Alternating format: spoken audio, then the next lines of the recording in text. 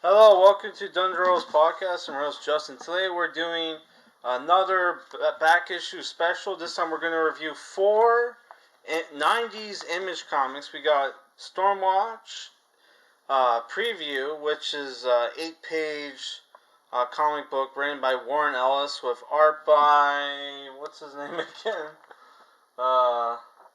Oscar Jimenez from 97.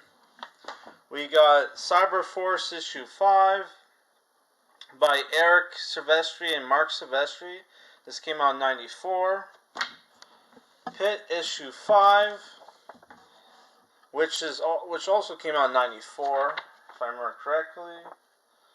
Written by Brian Hotton with art by Dale Keown. And we got Wildstorm Rising chapter 1, which is written by James Robinson and Brian, with art by, I can't remember if it's either Brian Windsor-Smith or Brandon Windsor-Smith. Let's see what it says in here.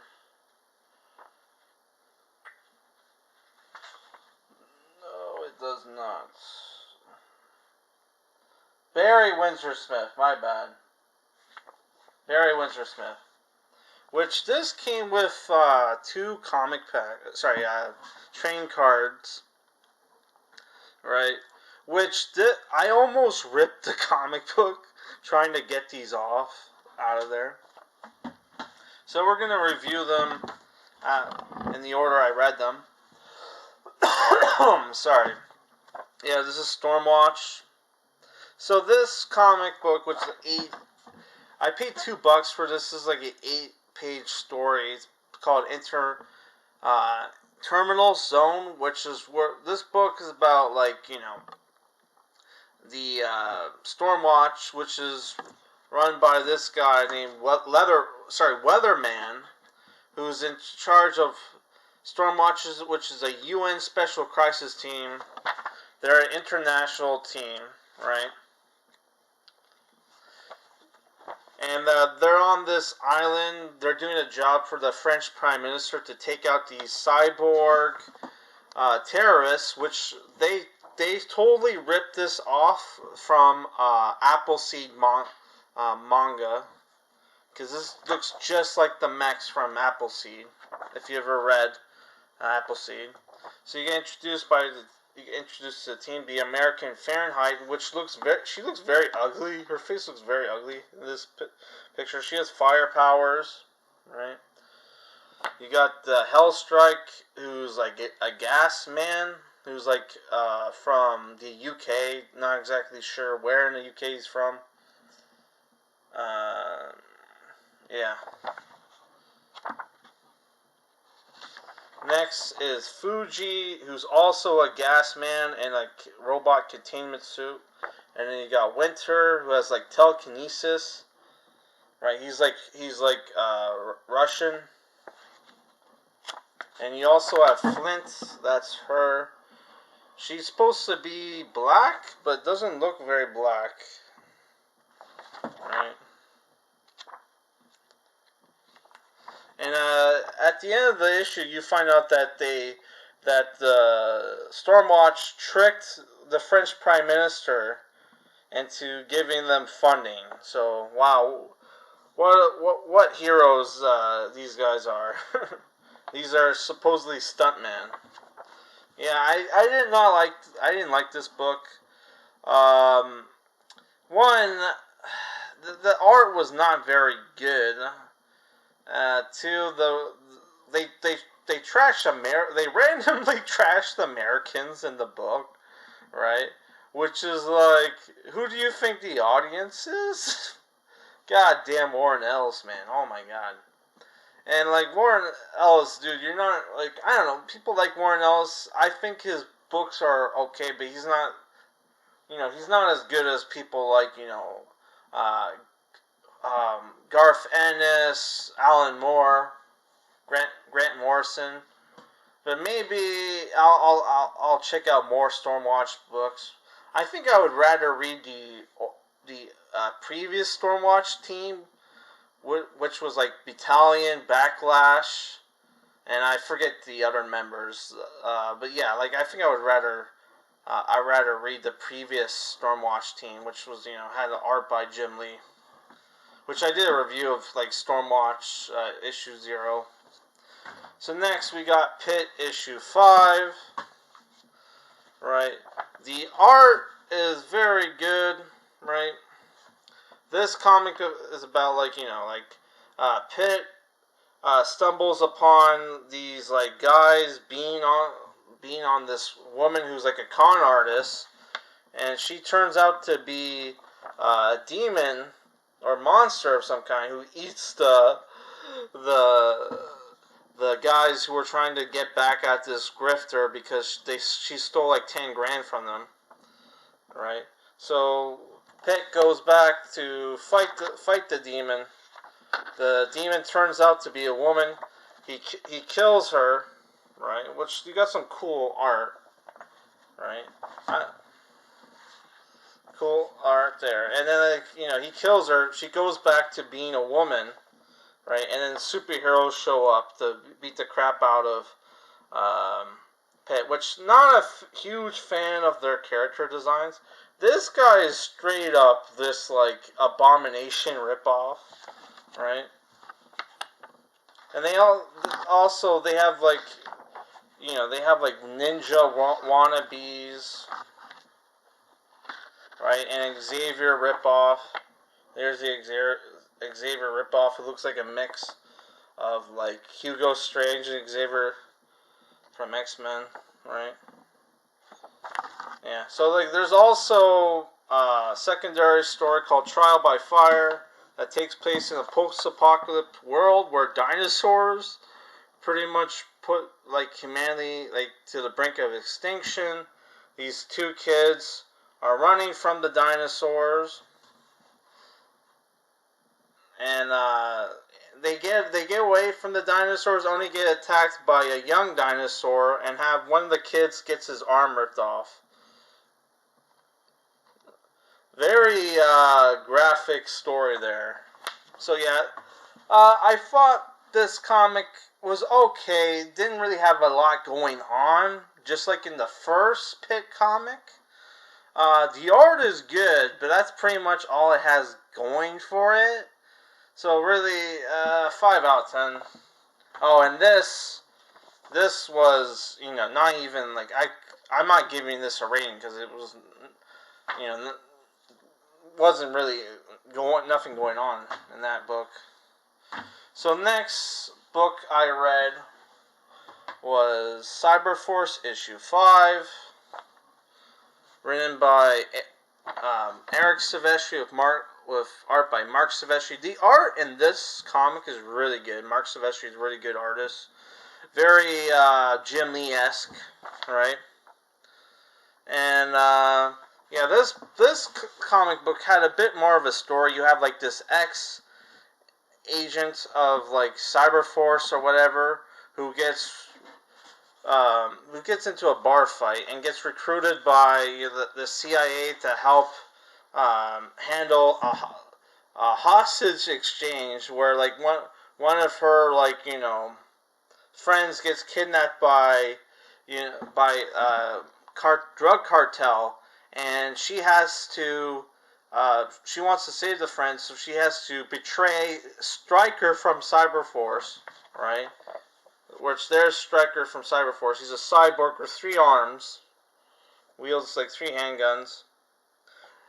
Man, Cyberforce is not. I kind of thought, like, Cyberforce and, like, Wetworks was pretty much the same team. Here they look a bit more superhero-esque. You got, like, other Cyberforce guys on a cruise who get attacked by these revolutionaries who are there to steal weapons. Apparently the ship they were on had weapons. And killer robots were on there. And, like, the other Cyberforce guys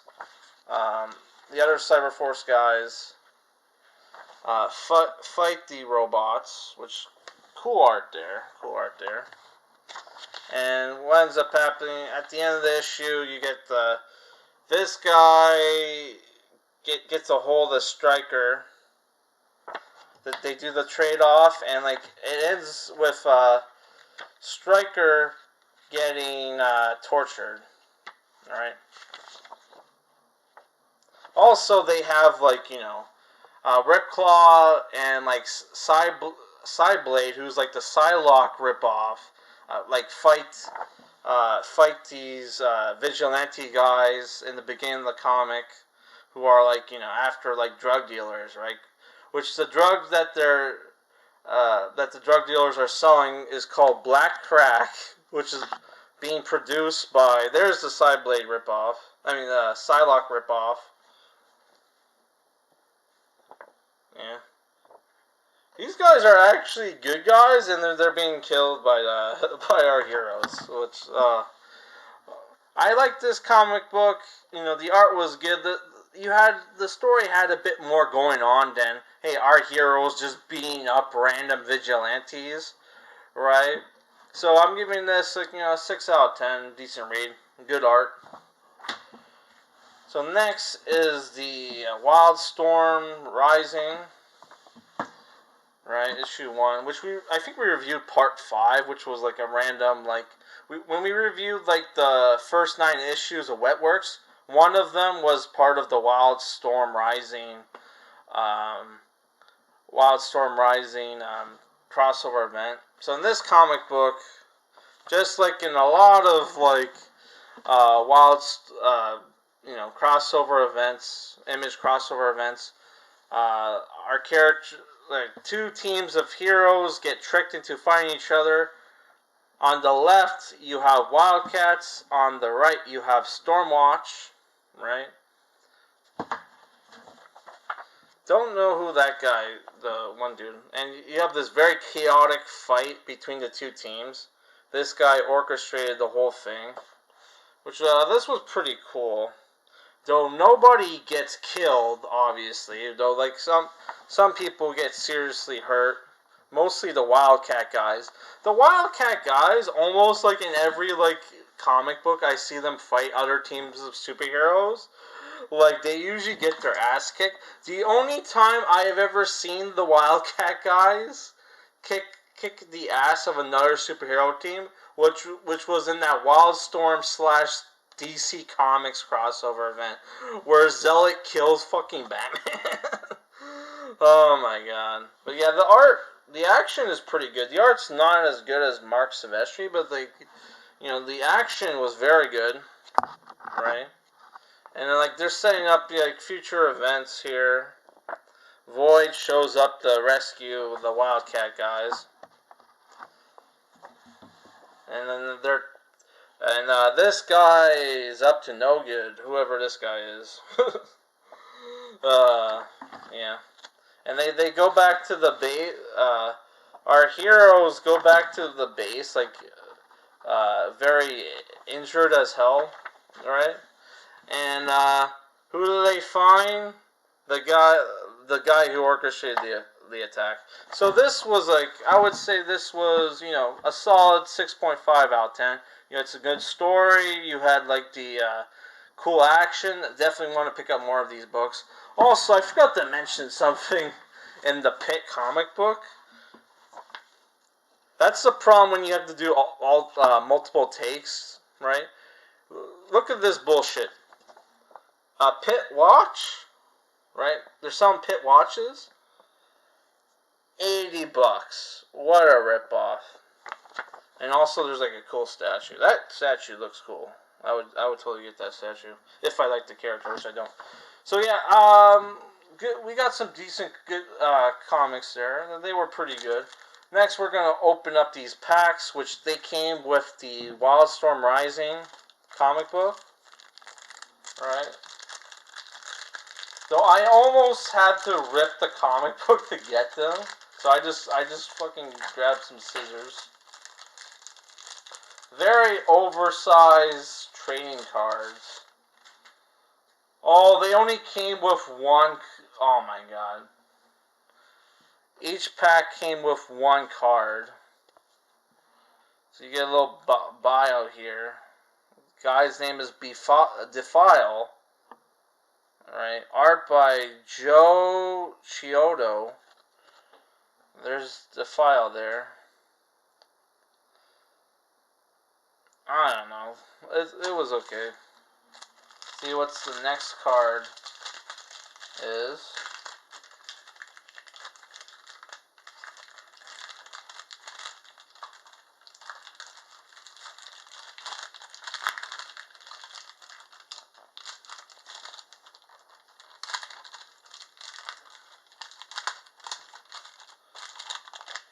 What the fuck? Slag. Not a fan of this art.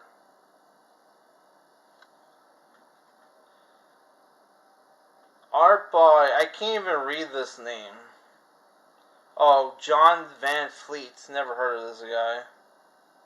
Slag, you get a little bio. It was created by Brandon Choi. He's like a villain, I guess. Another villain. If you want to see